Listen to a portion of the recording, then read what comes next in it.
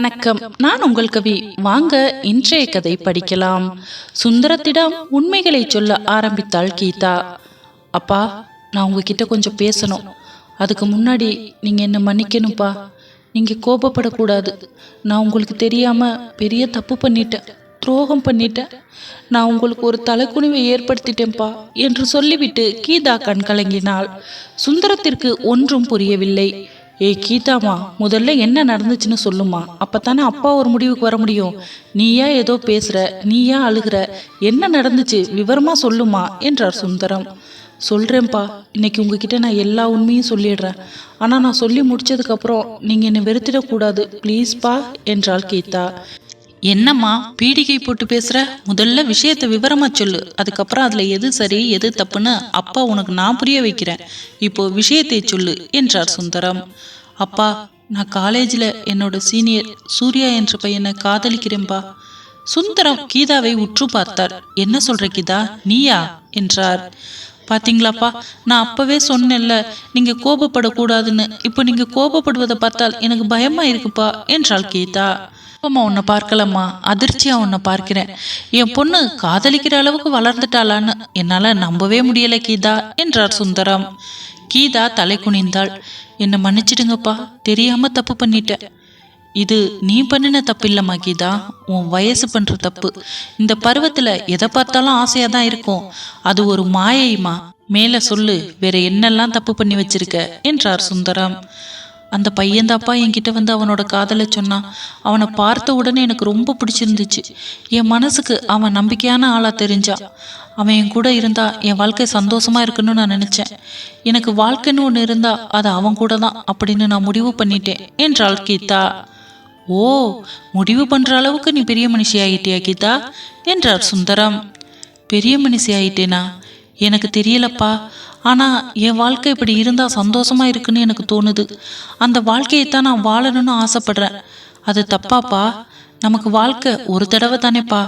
அதை நமக்கு பிடிச்ச மாதிரி ஒருத்தர் கூட வாழ்ந்துட்டு போறதுல என்னப்பா தப்பு என்றாள் கீதா. நல்லா பேசுற கீதா, அருமையா பேசுற. என் பொண்ணுக்கு இவ்வளவெல்லாம் பேச தெரியுமா? ஆச்சரியமா இருக்குமா. ஆனால் இவ்வளவு பிரச்சனைக்கு அப்புறம் நீ அப்பா கிட்ட சொல்லணும்னு நினைச்சிருக்க. இதை ஏன் உனக்கு என்கிட்ட முன்னாடியே சொல்லணும்னு தோணலை கீதா என்றார் சுந்தரம். சொல்லக்கூடாது, உங்ககிட்ட மறைக்கணும்னுலாம் இல்லப்பா.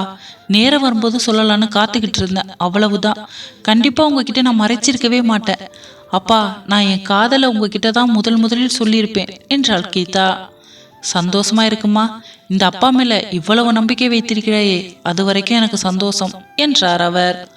அப்பா, நான் சூர்யா கூட வெளியில போயிருந்தேன்ப்பா. அங்கே என்று ஆரம்பித்து அங்கு நடந்த சம்பவங்களை விவரமாக அவளின் அப்பாவிடம் சொன்னாள் கீதா. சிலையாகி போய் நின்றார் சுந்தரம். என் பொண்ணு இவ்வளோ பிரச்சனைகளை சந்தித்திருக்காளா என்று அவர் மனம் உடைந்து போனார்.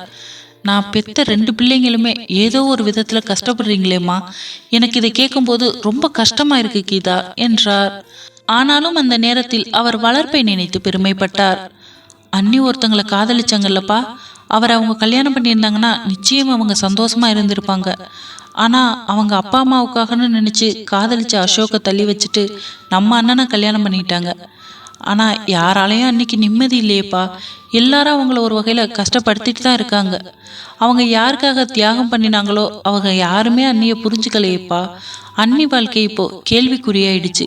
இப்படியெல்லாம் ஆயிடக்கூடாதுன்னு தான்ப்பா நான் சூர்யாவை தான் கல்யாணம் பண்ணிக்கணும்னு உறுதியா இருக்கேன். அதுக்கு உங்க சப்போர்ட் எனக்கு ரொம்ப அவசியம்ப்பா.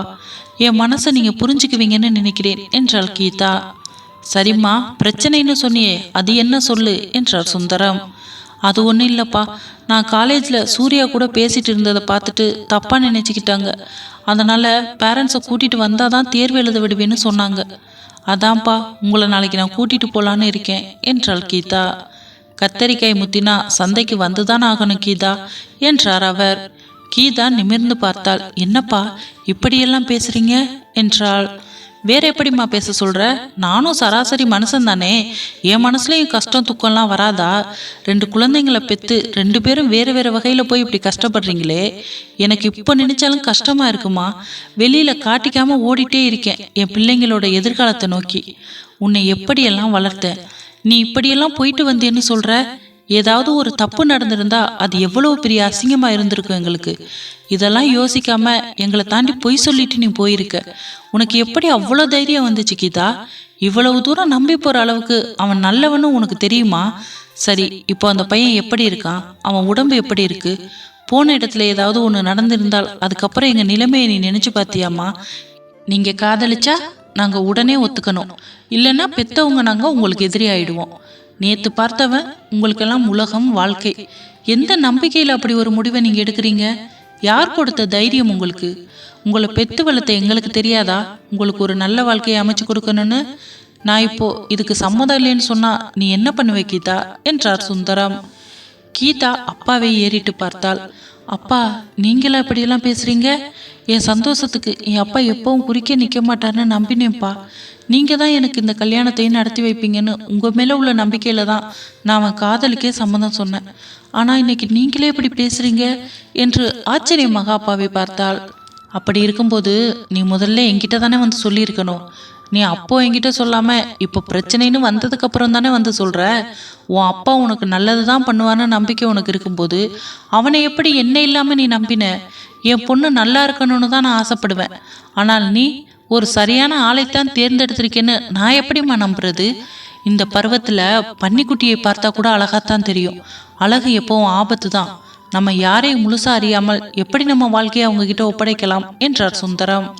அப்பா பேச பேச கீதாவின் மனதில் பயம் தொற்றிக் கொண்டது. அப்பாவை நம்பிதானே நான் இவ்வளவு உறுதியா இருந்தேன். ஆனால் அப்பாவே நமக்கு எதிராக பேசுறாரு என்ற எண்ணம் அவளுக்குள் வந்தது. என்ன கீதா, அமைதியா நிக்கிற? என்னடா, அப்பாவே நம்ம கல்யாணத்துக்கு எதிராக நிற்கிறாருன்னு நினைக்கிறியா? நான் உன் அப்பா, உனக்கு எது நல்லது எது கெட்டதுன்னு பார்த்து தான் செய்ய முடியும். நீ ஆசைப்பட்டேங்கிறதுக்காக தப்பான வாழ்க்கையை நீ தேர்ந்தெடுத்து அதை நான் உனக்காக சரின்னு சொல்லி என் பொண்ணு வாழ்க்கையை நானே கெடுக்க மாட்டேன். பயப்படாத, நான் அந்த பையனை பார்க்கணும், அவன்கிட்ட பேசணும். அதுக்கப்புறம் நான் ஒரு முடிவெடுக்கிறேன். அது வரைக்கும் நீ காத்துக்கிட்டு இருப்பியா என்றார் சுந்தரம். கீதா ஒன்றும் புரியாமல் முழித்தாள்.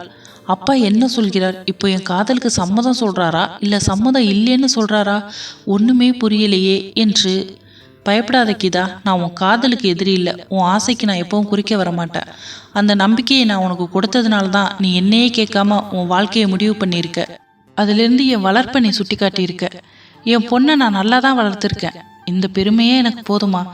நான் பேசினா நீ மாறிடுவியா இல்லை உன் முடிவில் தெளிவாக இருக்கியான்னு உன்னைய சோதனை பண்ணுறதுக்காகத்தான் நான் அப்படி பேசினேன். அதுக்காக மட்டும் நான் அப்படி பேசலை.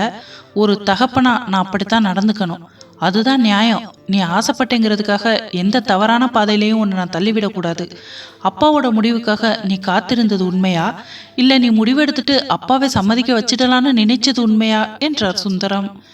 இல்லப்பா, நீங்கள் சொல்கிற மாதிரி தான். உங்கள் மேலே உள்ள நம்பிக்கையில தான் நானே முடிவெடுத்துட்டேன். அவன் நல்லவன் தான்ப்பா. என்னை நல்லா பார்த்து பண்ணுற நம்பிக்கை எனக்கு இருந்துச்சு. அதனால தான் அந்த முடிவை நான் எடுத்தேன். நீங்கள் என் காதலை எதிர்க்க மாட்டீங்கன்னு நான் நம்பினேன். அப்படி பிரச்சனை வந்தாலும் உங்களை சமாளித்து உங்கள் மனசை மாற்றி எங்களை புரிஞ்சு நீங்கள் ஏற்றுக்கிற வரைக்கும் நான் காத்திருப்பேன்ப்பா. அந்த முடிவில் தான் நான் இருந்தேன் என்றாள் கீதா.